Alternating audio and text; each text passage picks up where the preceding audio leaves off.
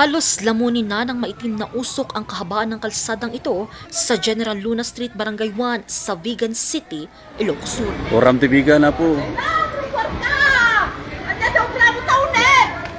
Pasado alas 4 kasi ng hapon kahapon March 3, tinupok ng apoy ang isang dalawang palapag na ancestral house. Pagdating doon, medyo malakas na yung apoy, ma'am.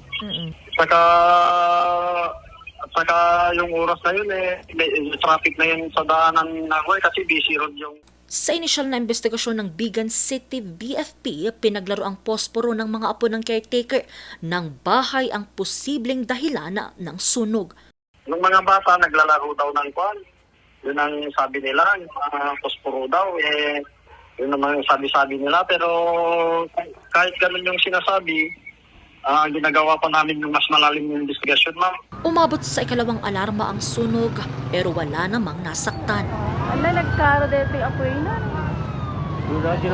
Matapos ang halos 2 oras ay idineklara ang fire out bandang alas 6 na ng gabi. Dapat yung mga magulang, huwag basta ikalat yung mga lighter sa mga posporo para hindi makuha ng mga bata na pwedeng paglaruan.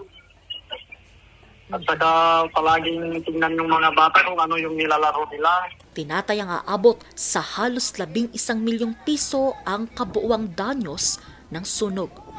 Matanggal pa yun kay Madam Tamayahanin.